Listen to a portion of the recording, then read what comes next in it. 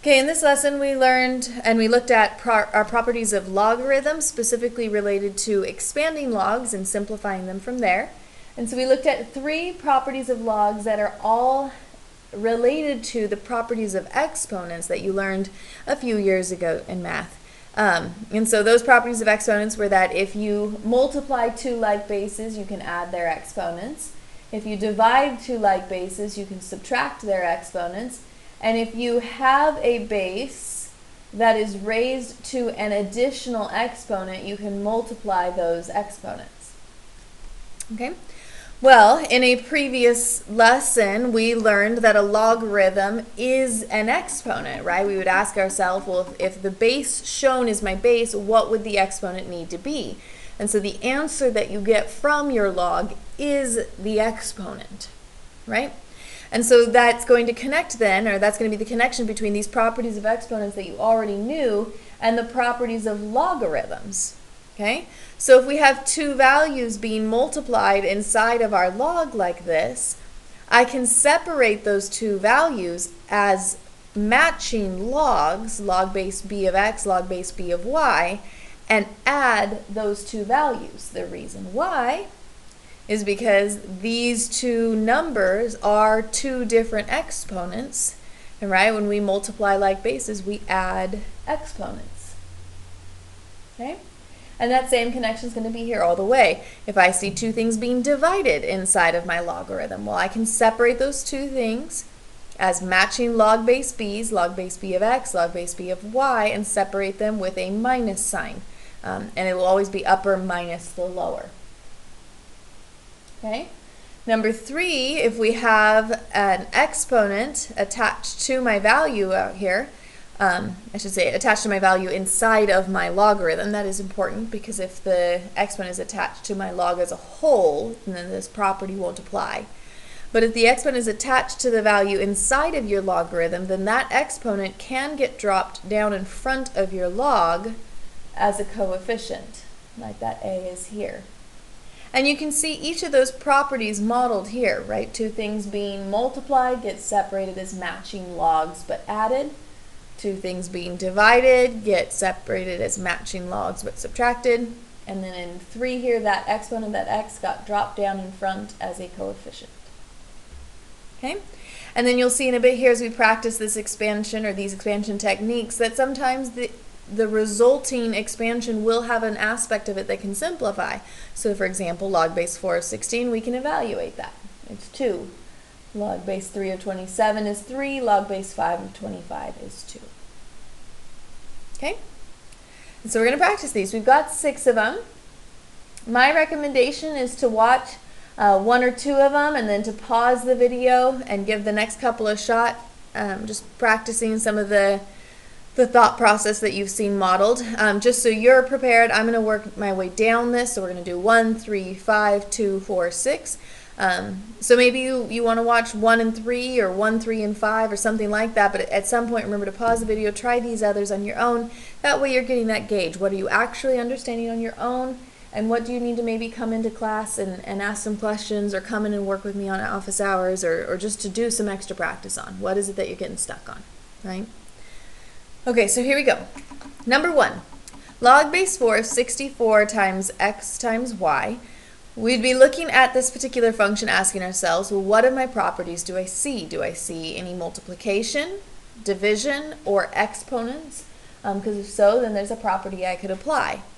In this particular one, number 1, we've just got multiplication, so 3 things being multiplied, and so each of those could be written with a matching, in this case it's log base 4, but we're going to now add each of those matching log bases. So log base 4 of 64 plus, because it's multiplication, so we add our exponents, right, plus matching log, so log base 4 of my next term, which is x, plus log base 4 of my next term, which is y.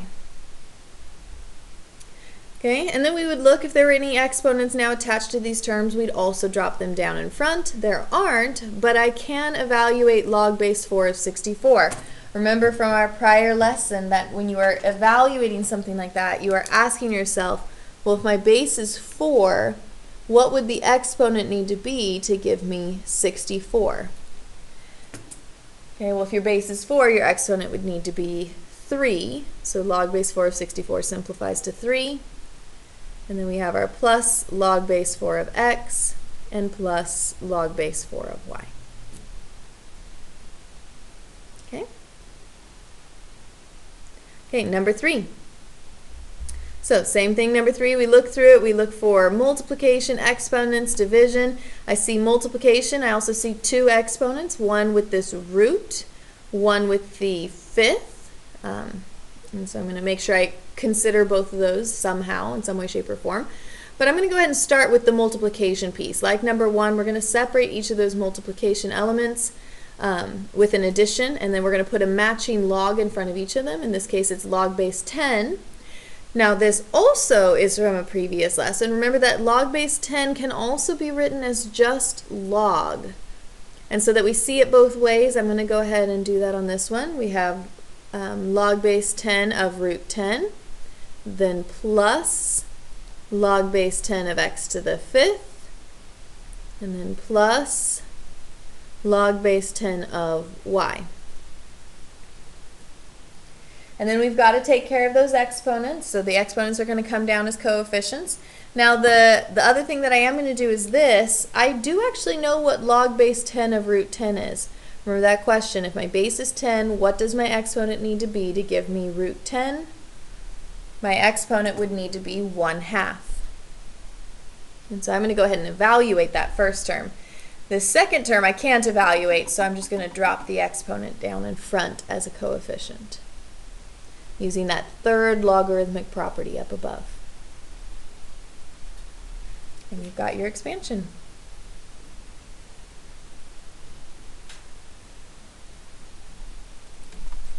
Okay. Okay, so maybe at this point you start to pause the video, try some of them on your own. Maybe you want to watch number 5 and then pause the video and do the even ones on your own. But at some point, do something so you're practicing these problems without the aid of just watching the video automatically, right? Okay, here we go. So number 5, looking for multiplication, division, and exponents. I see obviously division here. I see some multiplication down below. No exponents, but the other two properties are here. So let's go ahead and start with the division. Log base 7 of 49. And then division means we are subtracting log base 7 of 2x. Okay, I now need to separate that multiplication. So I'm going to do log base 7 of 49 minus, and then I want to be careful here because this term here, log base 7 of 2x, is behind a minus sign. However, these two things are being multiplied, meaning I'm about to separate them as addition. So you have to do one of two things. Either one, you need to automatically distribute this negative into both terms as you separate here, or you need to put parentheses around the values to show that they are both, technically speaking, from the denominator. Now when someone's looking at your work at this expanded version, they're going to say, okay, 49 was on the top of the fraction. I know there was a fraction because I see minus, so that tells me there was division. And then these parentheses tell me both of these terms were in the bottom. If I leave those parentheses off, then only the 2 would be in the denominator. The x would be multiplied to the fraction as a whole. So again, either parentheses or distribution, which I will go ahead and do that as well. If we distributed, it would be log base 7 of 2 minus log base 7 of x. And you can automatically distribute if you want. You don't have to rewrite with parentheses first. Okay, if you notice, I didn't rewrite this log base 7 of 49 because I can evaluate that. My base is 7, so what does my exponent need to be to give me 49? My exponent would need to be 2. And so that's my expanded version.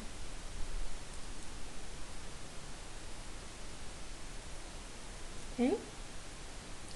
Okay, number 2.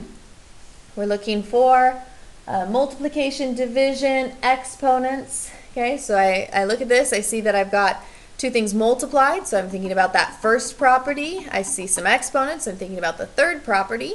And so we're going to do it one at a time. Let's go ahead and separate our multiplication first. So log base 6 of root 6 plus log base 6 of x squared. And then exponents next. Now I can evaluate this term. 6 to what exponent would give me root 6? That exponent would be 1/2. And then the second term, I can drop that exponent down in front to log base 6 of x.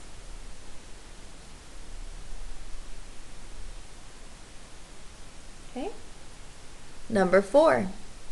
Looking for multiplication, division, exponents. I actually see all of those properties in this one. There's multiplication up here in the numerator. We've got division, and then definitely some exponents. So we're going to end up using them all. Let's go ahead and start, though, with the multiplication and division. So we have natural log of e cubed. And these are multiplied, so plus natural log of x. And then divided, so minus natural log of y squared. Okay, and then I can evaluate this one. From a previous video, we learned that this natural log is a special logarithm. It tells me my base is e. And so the question is, if my base is e, what does my exponent need to be to give me e cubed? In this case, your exponent would need to be 3. And so this reduces to 3. In a later lesson, you will learn that natural log and e are inverses of each other. And so the natural log and e will end up canceling each other out, leaving us with just the 3. Okay, and then we have our natural log of x, and at the back this exponent will drop down in front for minus 2 times the natural log of y. Okay, last one. If you haven't already, I recommend pausing the video, trying it on your own, restarting when you're ready. Okay. Number 6, looking for multiplication, division, and exponents. I have no division, but I do have multiplication, and I do have exponents. So let's do multiplication first. Log base 3 of 27 plus log base 3 of x squared plus log base 3 of y plus log base 3 of z squared. Okay. I can evaluate that first term. My base is 3, so the question is, what does my exponent need to be to give me 27? My exponent would need to be 3, because 3 cubed would be 27. In the second term, that 2 can drop in front as a coefficient. So we have 2 log base 3 of x. Third term, there's nothing else that can happen there. And then our fourth term, like the second term, whoops, I wrote squared. I'm sorry, that was z cubed in the original problem, so let me fix that. There we go. So z cubed. That fourth term, like the second term, that exponent can drop down in front, and we'd have 3 log base 3 of z. And that's your fully expanded form.